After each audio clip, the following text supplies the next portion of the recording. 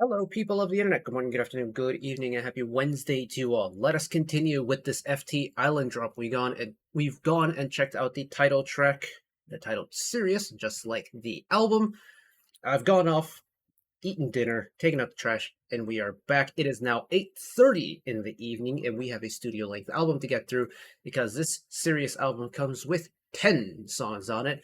Luckily, we only have to do 8 because one of them is the title track, which we checked out about an hour ago, and then the other one, Burn It, is the pre-release, which we checked out when that dropped earlier in the month, possibly at the end of June. I forget when that actually dropped, but both those have their own individual videos on them. So we have 8 brand new songs to check out. And it looks like, had I known FTISLAND and their discography, specifically their Japanese discography, I would actually know a few of these songs, because AQUA, Sunrise Yellow, My Birthday, and Reason are, on first appearance, looks like they are Korean remakes of previous Japanese songs, which is very interesting indeed. Having said that, I'm really not well versed in the FTISLAND discography, really. I only have like 4 or 5 songs playlisted. So I should be going into this entirely blind, and I'll be going into it doubly blind considering I haven't been able to... Ooh, excuse me. I haven't been able to find album credits for this album anywhere.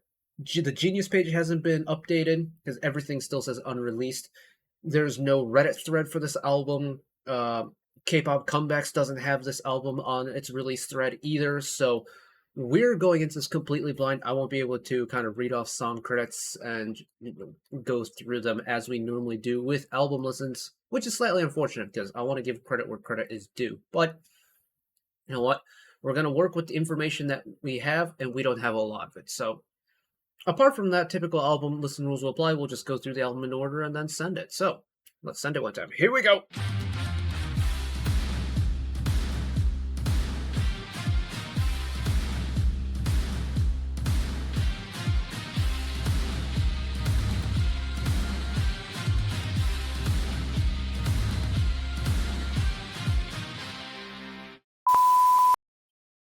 Righty. Oh, I mean, I don't have any more admin stuff, so let's just send it. Track number 1, Letter to Myself. Nope.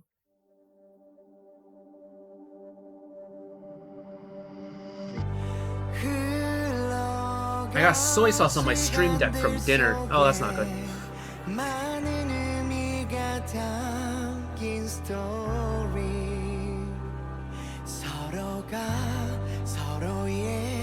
작은 위로가 돼줄 우리가 나눴던 꿈 history time to time Getting the second vocal there, so pretty, so pretty.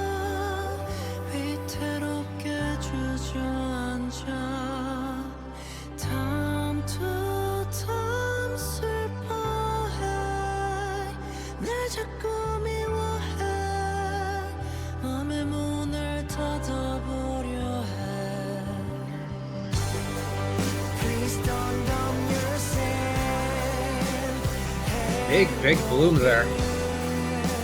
Kind of blindsided me a little bit, I'm not gonna lie.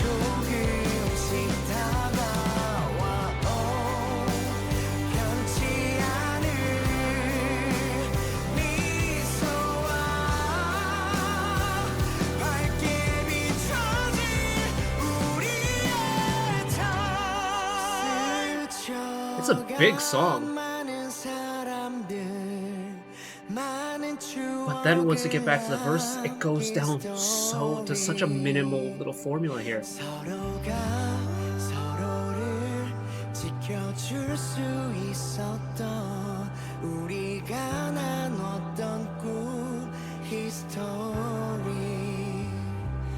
Time to time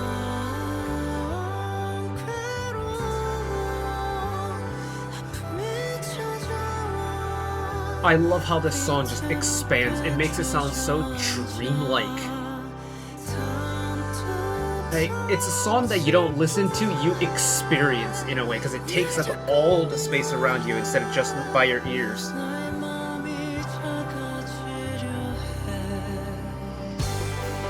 Please don't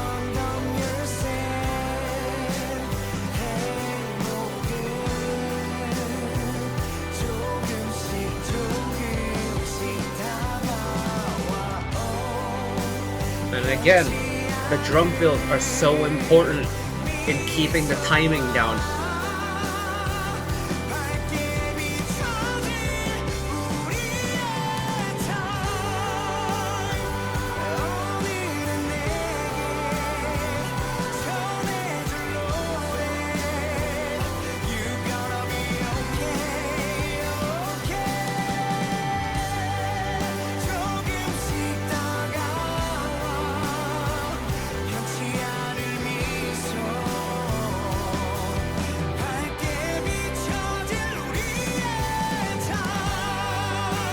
Really cool that this chorus here, the second chorus, leading into this guitar solo, just continues to get bigger and bigger and bigger. Very much power ballad 1980s.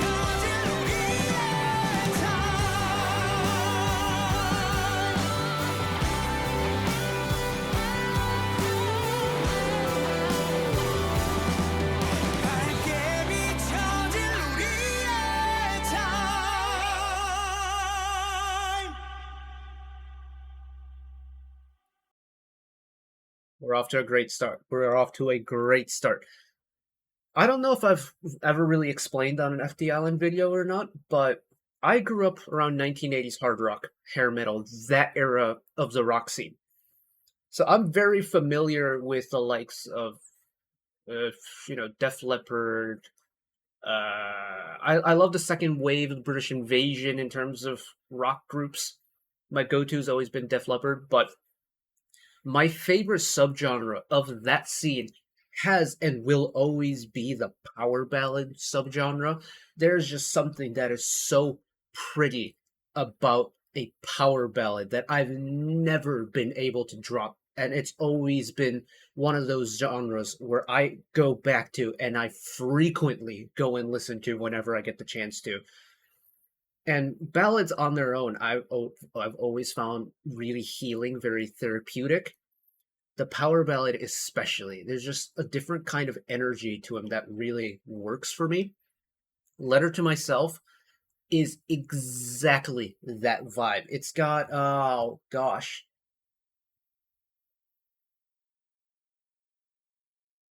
It's weirdly reminding me of Woods' Journey from last year. Even though Woods' Journey is significantly lighter than FTIsland's Letter to Myself, but it's got very similar kind of melodic progressions in a way. Both songs, though, take such important pieces out of that power ballad genre and really make it their own. And I love it. It's got the heaviness, it's got the prettiness, it's got the really big chords, drawn out melodies.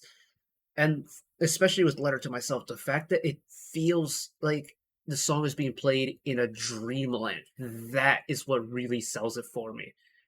Oh, what a terrific start to the album. Right. So tracks 2 and 3 are the pre-release Burden and the title track Sirius, which will take us to track number 4. The first is the Korean remakes for AQUA.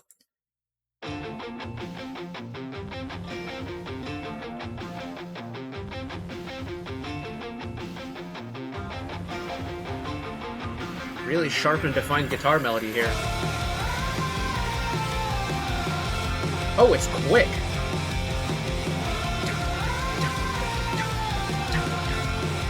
It's quick, but it also has the anthem gang vocals there.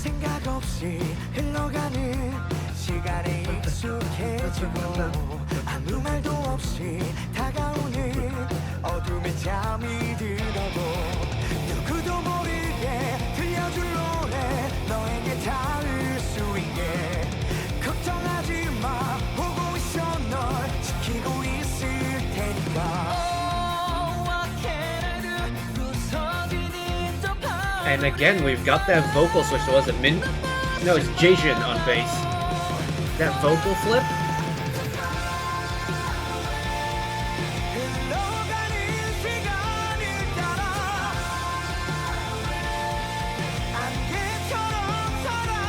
This one, for me, has a little bit more of a modern rock twist to it, but it's that fast-paced, anthemic, chugging type rock sound. I'm so here for it.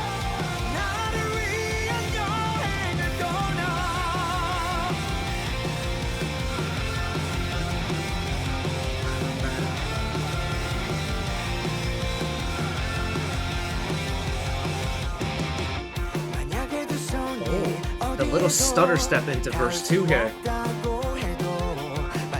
And there's no bass, it's just all treble here. Cool. And now we bring in the low end.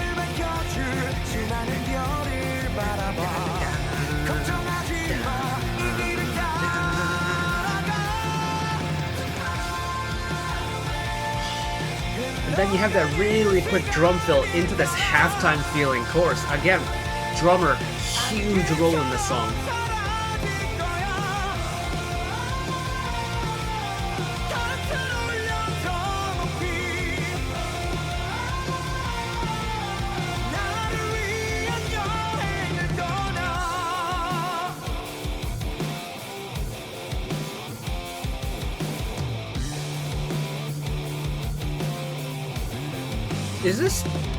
This song is tuned down. Like, the guitar they're using has to be, it's either open D or drop D. But that low end isn't an E, it's a D. I love that.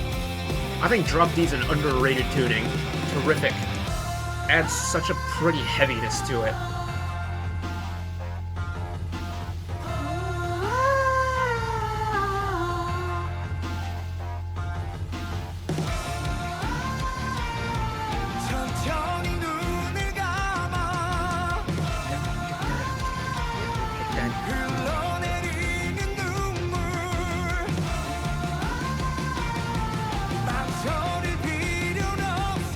Feel the build. Feel it. Build it.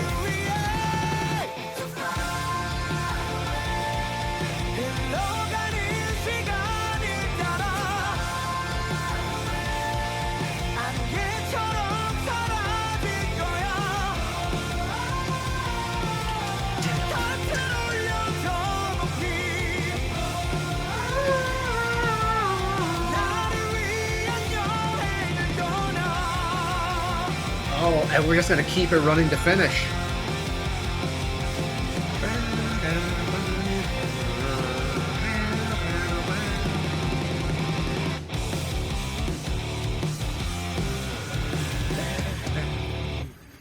And a bona fide outro to finish.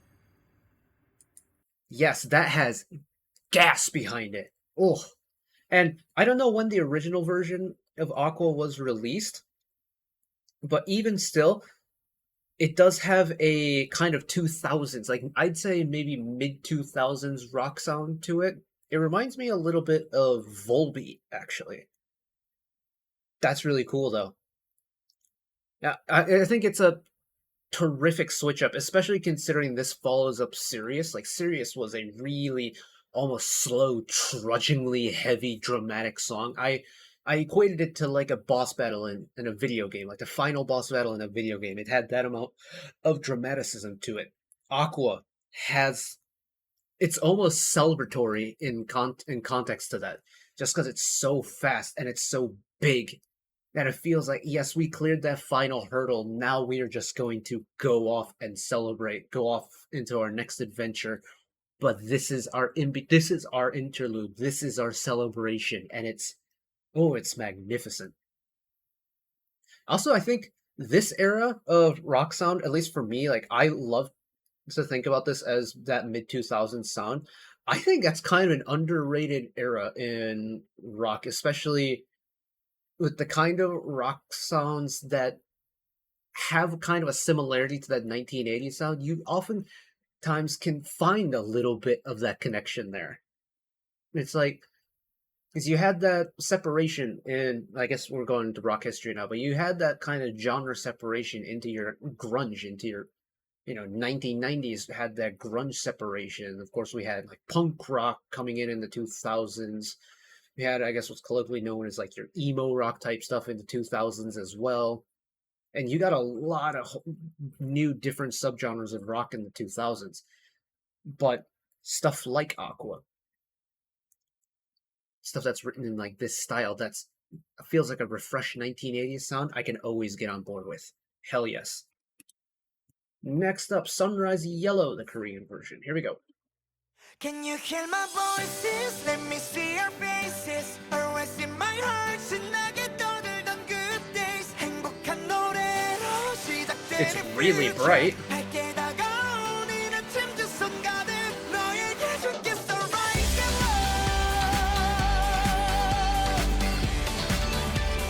You know, this song, I can kind of understand it. I'm guessing this, you know, considering this is the Korean version, this originally was a Japanese song. I can hear it. This feels like a Japanese, like, rock song. It's got a terrific lightness to it, especially with the acoustic guitars.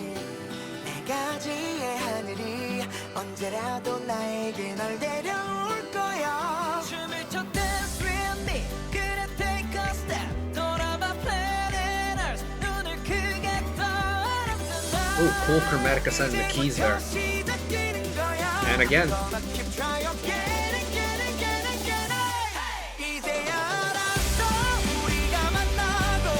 Yeah, it feels it's like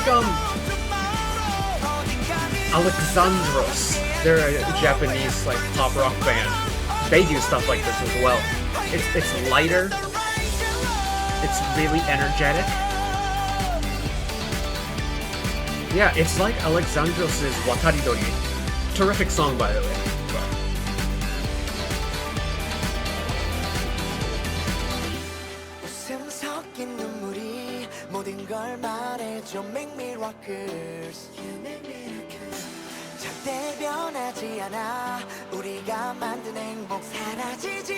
Such a subtle harmony, but so effective.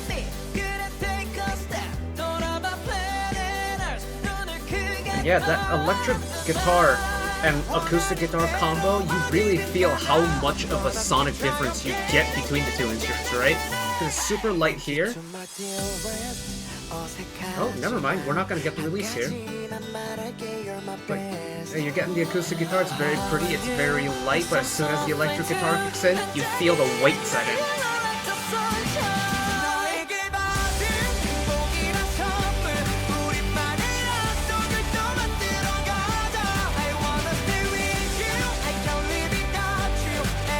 I gotta remember taking notes through this. Hold on.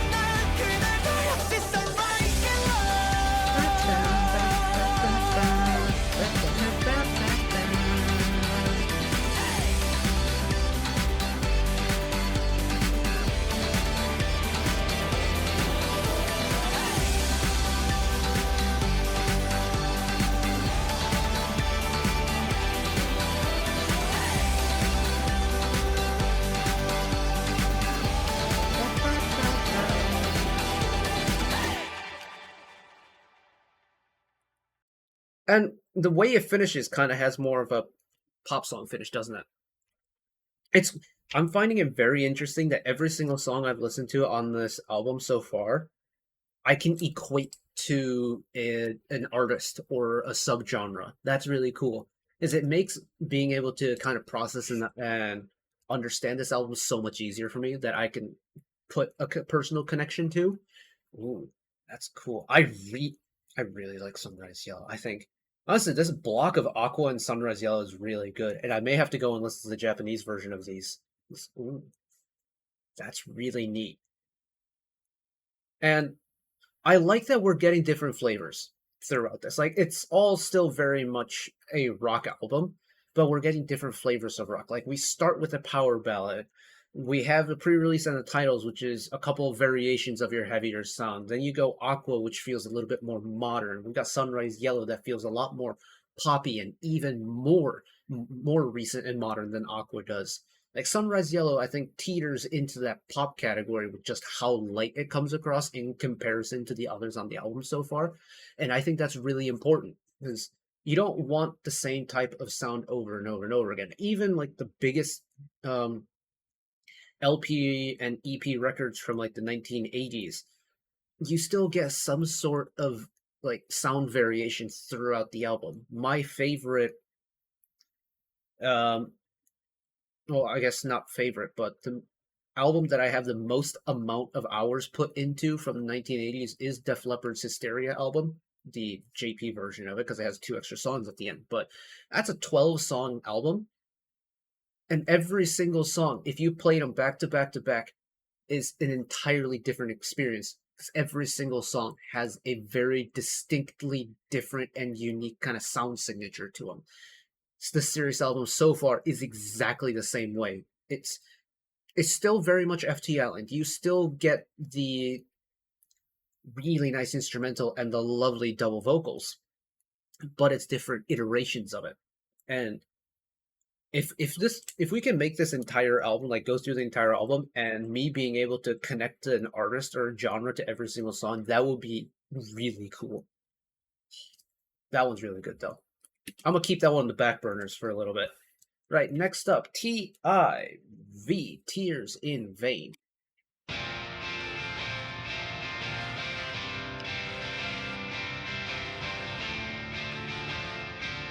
Got big reverb again. We got a little bit of filtering going on.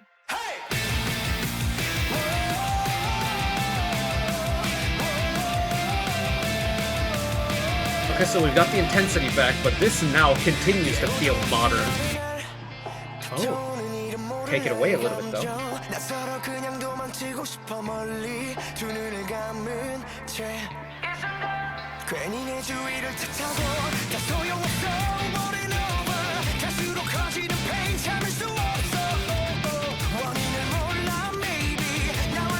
It's in drop D.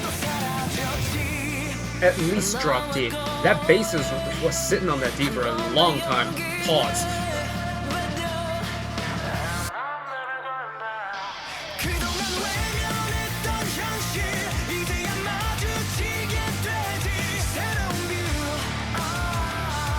There's the drop D I'm talking about.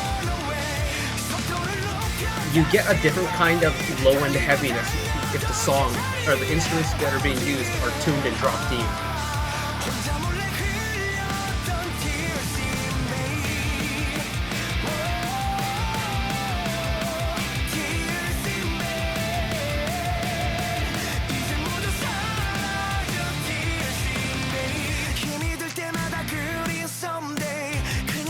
Like, I think in terms of eras of rock, this probably is the newest sounding so far.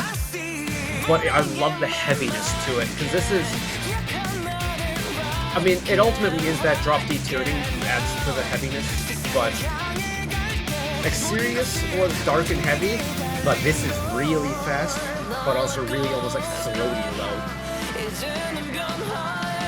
Like, you throw this on in the car, this is definitely one of Highway song, you know?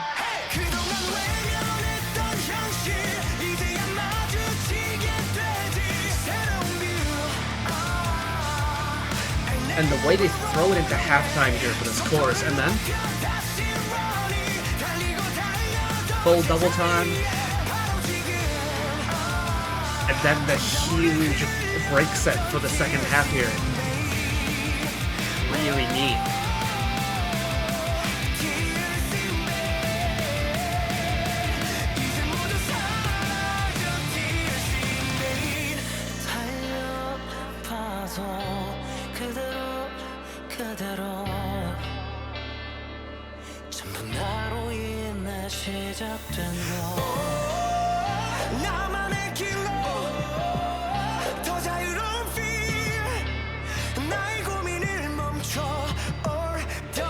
How are we gonna bring it back? That's how we're gonna bring it back. Love that high-flying vocal part.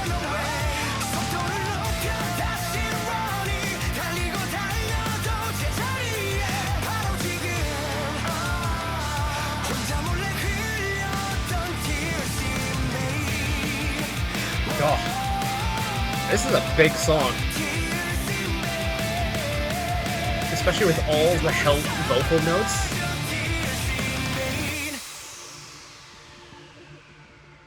Ooh, a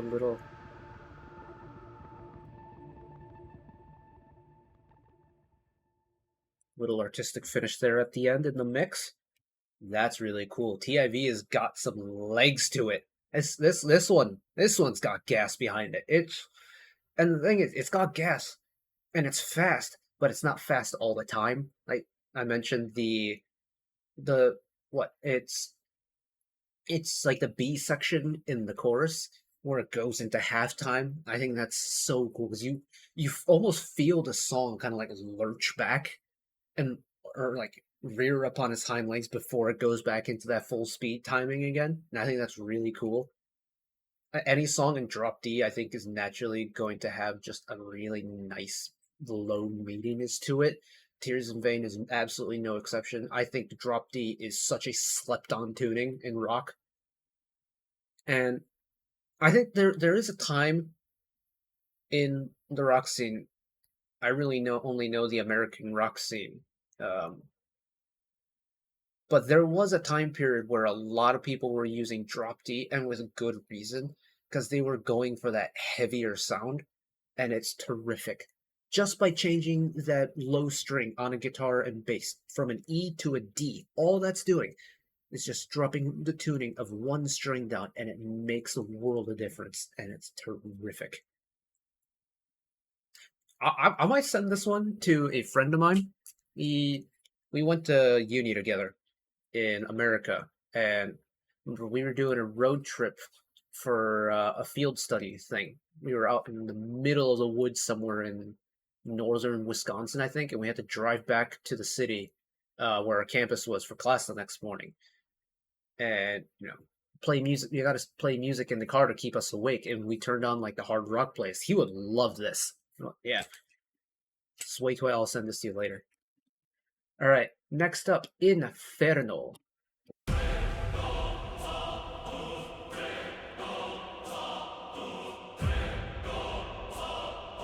So it looks like we're getting the dramatic back.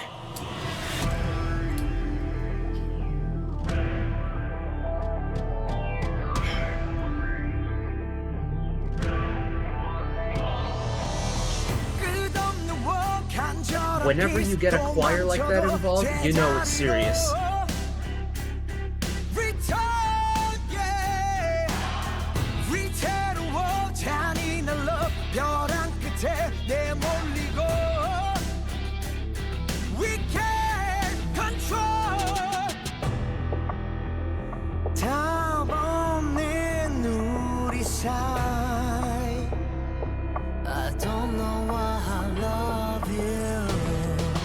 It's really cool knowing what their voices are now. Just how often FTISLAND utilize the different vocal colors between Hongyi and Jaejin. One day I'll get there.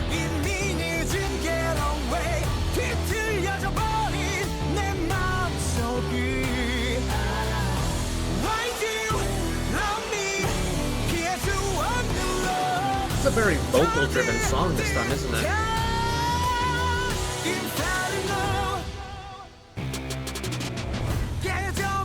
It's a very vocal-driven song. The instrumental doesn't really do too much busy work.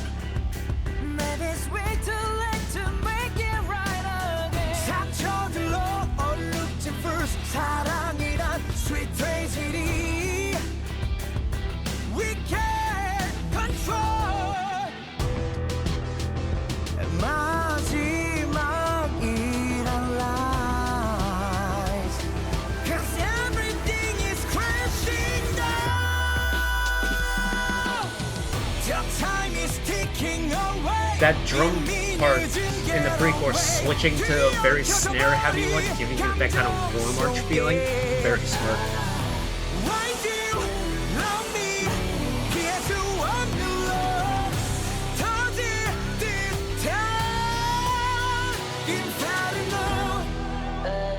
And then having the harmony in the Inferno part really drives home the song.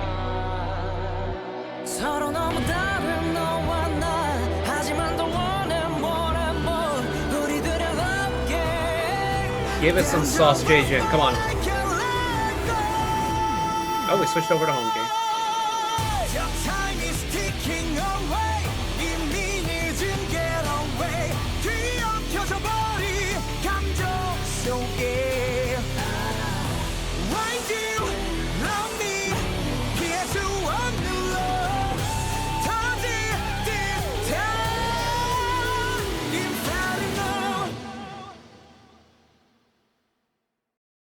You know what Inferno is like for me? It feels like the predecessor to Sirius. Think about that video game analogy from Sirius a little while ago. Inferno, for me, feels like the battle music that you listen to as you're fighting through the dungeon right before the final boss, when Sirius becomes the BGM. it's the connection of the two and how, they're both slower feeling songs. The pacing of the songs are slower.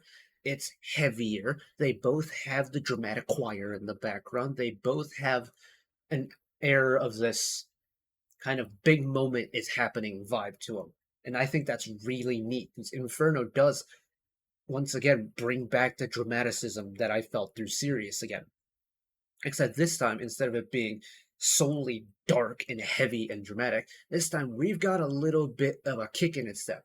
And especially after that one moment I mentioned before, I think it was within pre-chorus 2, when drum part, Minhwan on drums, you feel the drum part change to a very snare heavy one, almost like marching band war drum snare type beat.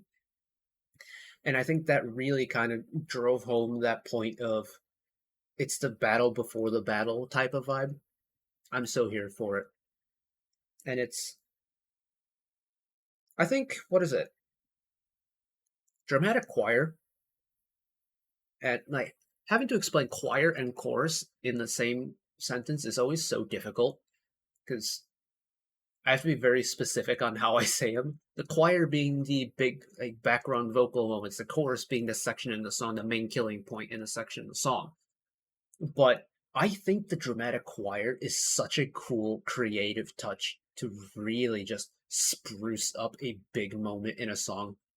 And that may be coming from a biased point of view, considering some of my favorite pieces that I played in classical orchestra was full orchestra arrangements with an accompanying choir. There's just something, it's like instruments alone can do a job when it comes to big dramatic music. You throw in a couple of vocalists in the case of like a band setting, yes, it even livens it up even more.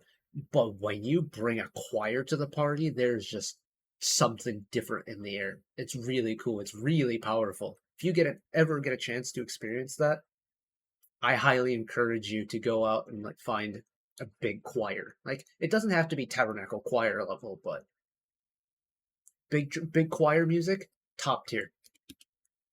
Right, next up, my birthday. Not for another 3 months. Here we go.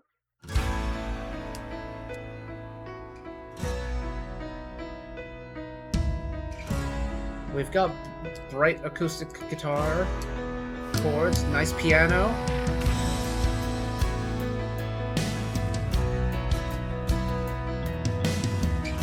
It's like in between happy rock and power ballad right now. Today is my birthday. 그댄 혹시 오늘을 기억하나요? But It actually kind of reminds me of a Def Leppard song a little bit, which is super cool. There's a song called Two Steps Behind that Def Leppard does. Yeah, it's very similar to this. I think my birthday's a little bit faster than Two Steps Behind, but it's the same vibe. Punchy drum hits, but acoustic guitar-driven beat.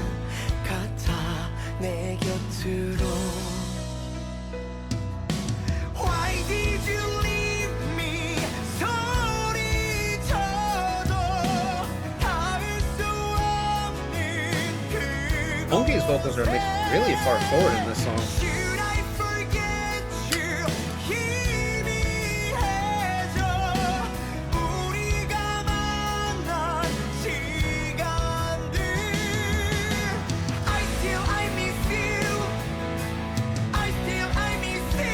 Cool rhythm going on here.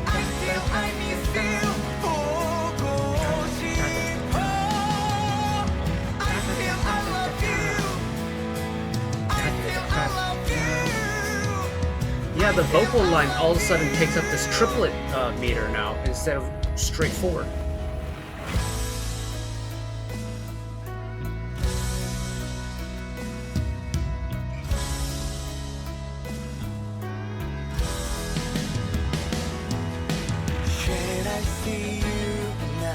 Ooh. Melodic guitar part now, electric guitar. What I was going to make a point, the major hits in this song, you really feel them. And it's like everything else almost feels like an aftershock, the way it just peters away. I think that's really neat. 함께할 수가 없단 걸 I miss you I miss you I miss you Now this is cool.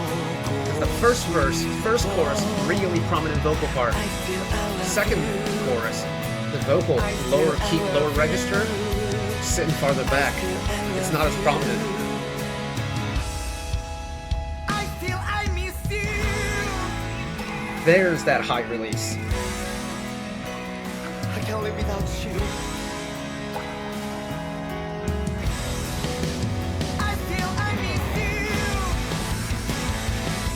Ooh. Yeah, now you really feel that triplet meter coming in because it's across instruments now. I miss you Well, I was gonna say, don't end it there. I miss Still have a minute left. I miss you 보고 싶어 I love you I love you I love you 사랑해요 I miss you Cool call and response. Oh, we only get it twice. Damn.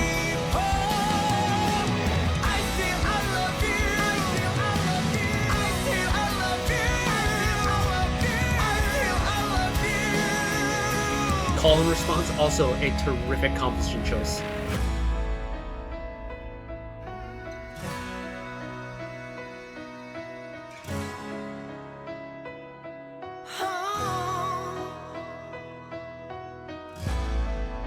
And really big but nice long outro. Oh, that slow chord roll there.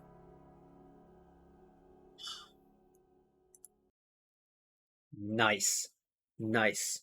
I think what's really clever about My Birthday is how they have arranged and mixed the vocals differently depending on what section of the song you're in. And the fact that, verses, like most songs, I think, in pop and rock, usually have two verses, a bridge, and the final chorus, right? Melodically speaking, verse 1 and verse 2 are not very different, but the fact that they've been treated so differently to the point where you don't really have any connecting vocals across the two sections, I think is really cool. Because they're really treating each individual section almost like it's its own song in a way, and I think that's so clever. I thought in the beginning, when we got Hongki on chorus 1, just how piercingly clear his vocal was, I thought maybe we were going to get that both times. Mm-mm. It was like super far back in the mix in chorus 2, and you really feel that sonic difference, and I think that's terrific. And I think the kind of initial comments I've made after verse 1 don't really hold up now that we've finished listening to the song. I still do feel certain connections that Def Leppard's two steps behind. It's got the big acoustic guitar rolls. It's got the big choruses. I think Def Leppard naturally just has a lot of vocal harmonies that FTISLAND don't do as much, mainly because they don't have as many members to do the vocal sections for. Like Def Leppard is well, let's see. Def Leppard is a double guitar, or historically been a double guitar, bass, drum, and vocals. So a 5-piece band, all of whom would contribute on vocals at some point, even your main guitarists.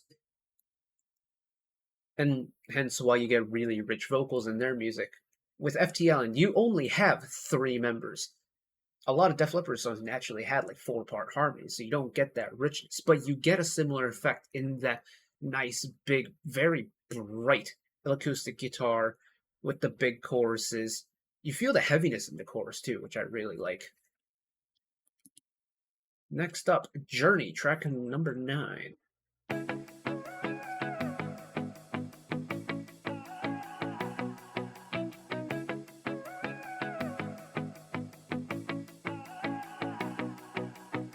지나온 모래 손길 지워져 버리는 저 흐릿한 발자국 Don't know where I am, don't know where to go. This has a brightness to it, a pluckiness to it that I'm quite liking so far.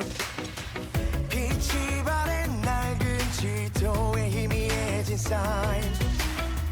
오래된 내 안에 나침반 소리가 들려.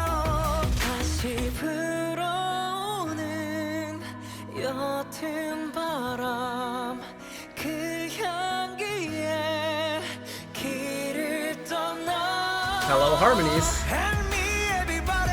Let the growl entry monkey, okay? Again, it's a terrific way to understand the contrast that the two vocals bring to the table in this group.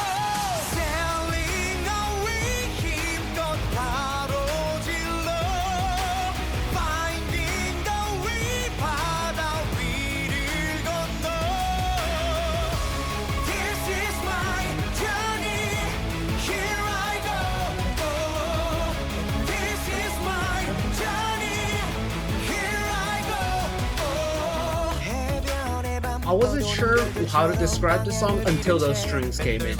It's that dramatic effect again.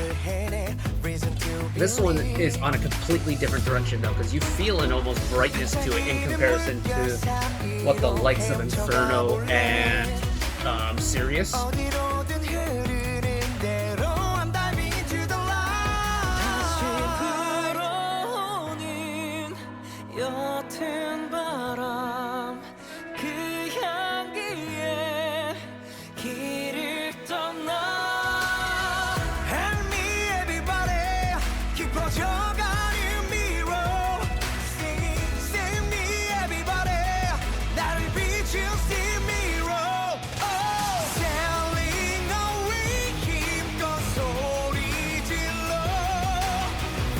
And you don't really notice the strings at this point.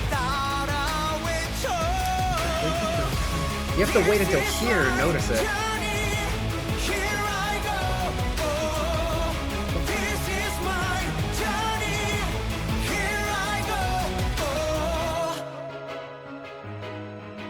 Journey reminds me a little bit of Two Steps from Hell. How they incorporate the rock, the heavy rock with the strings. Cool.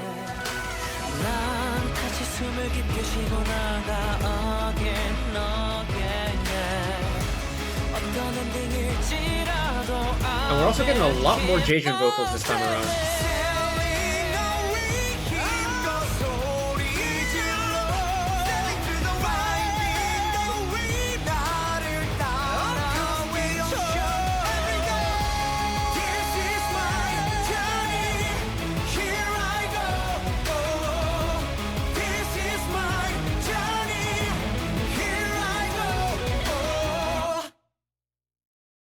Firm finish at the end too, my goodness.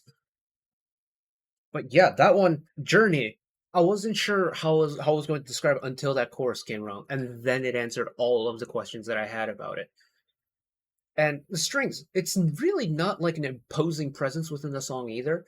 I feel like when it comes to heavy rock songs that incorporate a string element to it, I love it personally. It's combining like two of my musical worlds, right? I grew up playing violin, but I also grew up listening to hard rock. Put them together, it's a really cool combo, I think.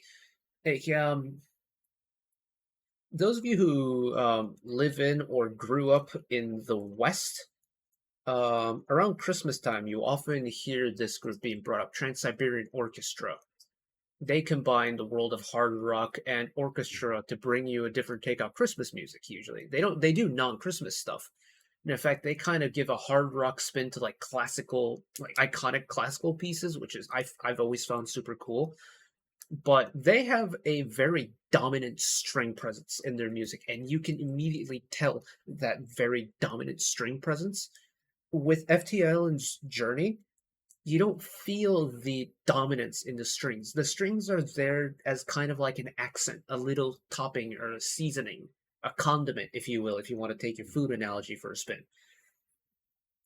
Like Journey still very much feels as if it's a standard rock song with a proper heavy electric band setting with an extra sprinkle of really pretty strings. And I think that creates the kind of uniquely dramatic, but it also retains the almost brightness that the song has. 'Cause it's not dark and it's not heavy, but it's got weight to it and it's got some punch to it. And yet you throw in some strings there and you add a little bit of classiness to it. You add a little bit of dramaticism to it. Not an overwhelming amount, just a little sprinkle. And I think it really kind of puts the whole thing together really nicely. Very cool. And one final song, track at number 10, Reason, or the Japanese title, Ryu, the Korean version.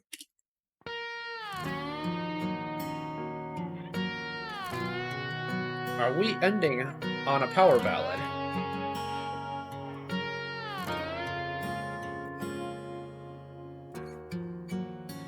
한순간 가지고픈 것보다 지킬 것이 더 많아지고 찾아 헤맨 그 무언가의 의미 This consistent sharp piano with the acoustic guitar is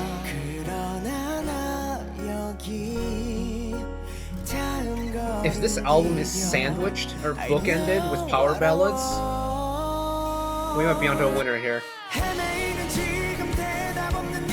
It's not the heaviest release in the world, but it's definitely power ballady.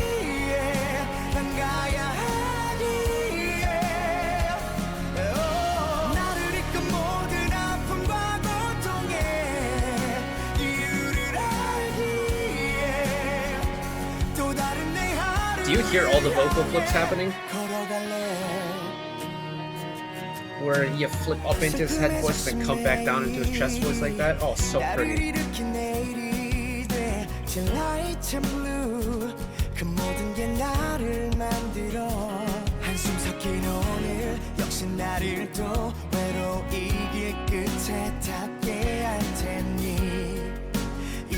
Oh gosh, who sings this song? Hold on a second.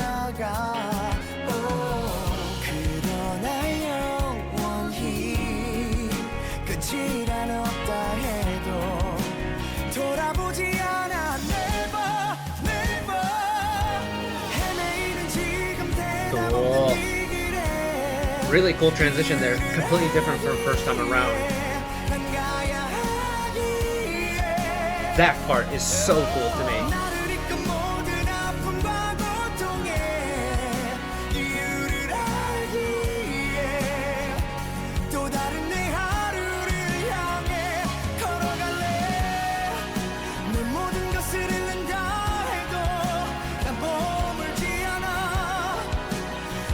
Hello, background choir. It's not the dramatic choir we got from the likes of Sirius, but it's still a choir. 그럼에도 나의 이유가대로 오늘을 살아가야기에 끝없이 멀리에 견디고 또 지나란 영과 상처에 살아가야기에 또 마주할 슬픔까지도 사랑할게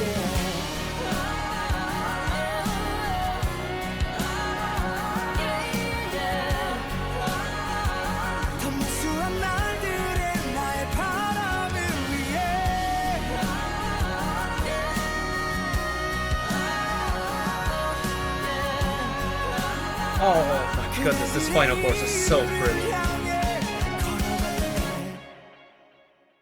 Wow. That is a terrific finish to this album. It does give off the power ballad vibes, but it's a completely different vein than Letter to Myself right at the beginning. And that's really cool that an entire album is bookended front and back with a ballad type song. Hell yes. Now, Reason for me, this is a very niche point and a very niche song, but this for me feels like the rock interpretation of the cover of Nelly's Just a Dream that Kurt Hugo Schneider, Sam Tsui, and the late Christina Grimmie did on YouTube way back in the day. If you know that song, and specifically that vocal cover and arrangement of it, you know exactly where I'm getting at. The sensations I get listening to it is exactly the same as that song, and it's in that arrangement, and it's goosebump inducing. Like, I have listened to many a song on here. Rarely any have given me that sensation. Gosh. And if there's a video that you've never seen before that and you want to experience some good music, look up Kurt Hugo Schneider, Christina Grimmie, and Sam Tsui's cover of Nelly's Just a Dream. It's unbelievably well put together.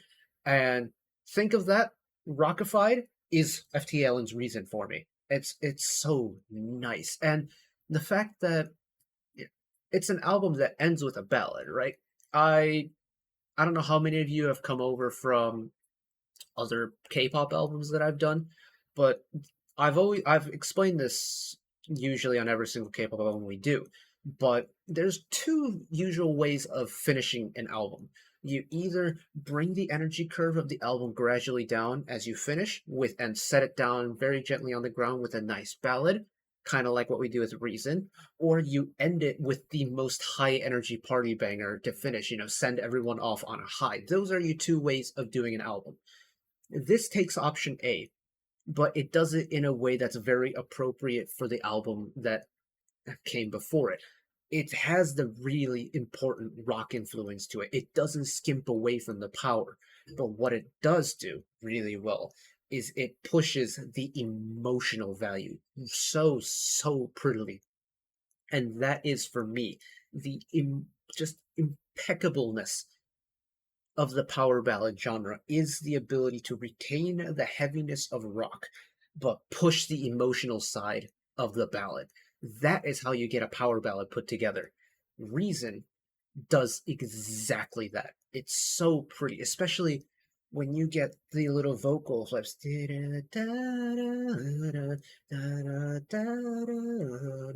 I think those flips in the chorus are so pretty. I like when you go chest voice up into the head voice, down into the chest voice.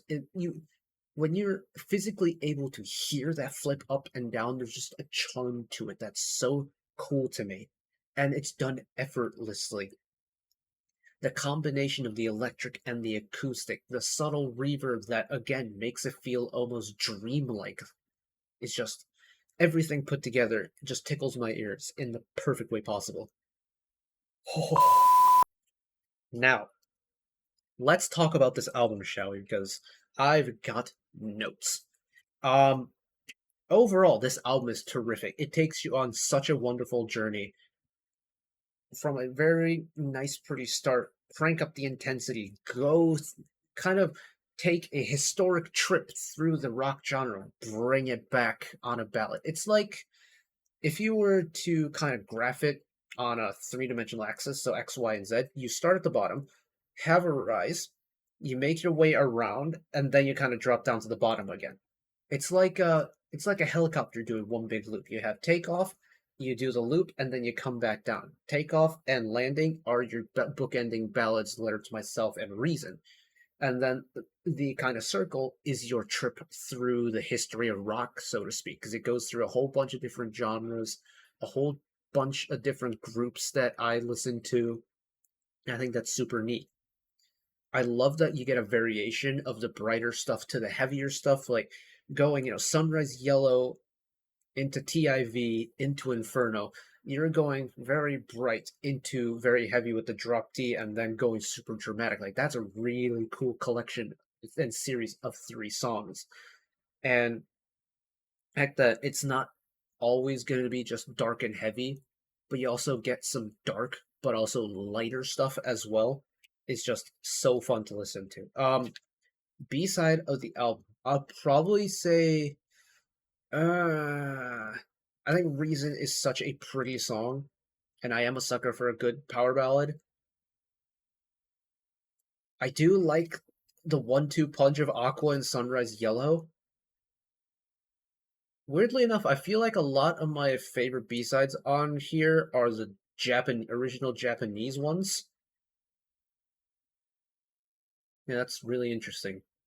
Because if I have to pick like my three favorite B-sides, it's Aqua, Sunrise, Yellow, and Reason, and these are all Japanese ones originally. I wonder why that's the case. But this entire album is just very good, and we got so much music out of it. Let me. I'm looking at this definitely from a K-pop side of things, where in the K-pop world we are seeing like sub 2 minute 30 songs become the norm. The shortest song on this album is 3 minutes 8 seconds. That's Sunrise Yellow. Every other song is over 3 minutes 15. The longest song on the album is 4 minutes and 45 seconds. In this day and age, this album, let's see, the Serious album has a runtime of 36 minutes, essentially 35:58 over 10 songs. So we're looking at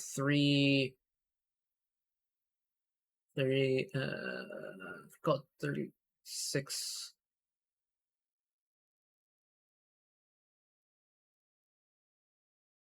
3 minutes 30 apiece, 3 minutes 36 apiece. That's not bad. And the song quality is terrific, the music quality is terrific, and it's just a lot of fun to listen to. Especially if you're a K-band enthusiast who is looking into a little bit more of a heavier discography and a heavier kind of album. Yeah, this Serious album is definitely going to be a go-to for you. Oh, that is terrific. I thoroughly enjoyed it. Hopefully you did as well. But that is going to be it for me today. Thank you all for listening along with me again. Hopefully you enjoyed it as much as I did. One last request from me today. Let us work together as a community to bring a little bit of extra happiness back to the world, whether it be checking with your friends and family, holding the door open for somebody, or even picking up a piece of trash off the street. Just one small act of kindness to may brighten up someone else's day to day. And know that wherever you are in the world, should you ever be going through a tough time in your life, for whatever reason it may be, even though I'm just some guy on the internet who waffles about music in his free time, know that I'll always be a friend, ally, and a shoulder to lean on whenever you need me. So take care of yourselves, take care of each other, spread the love, and I will see you next time. Bye bye.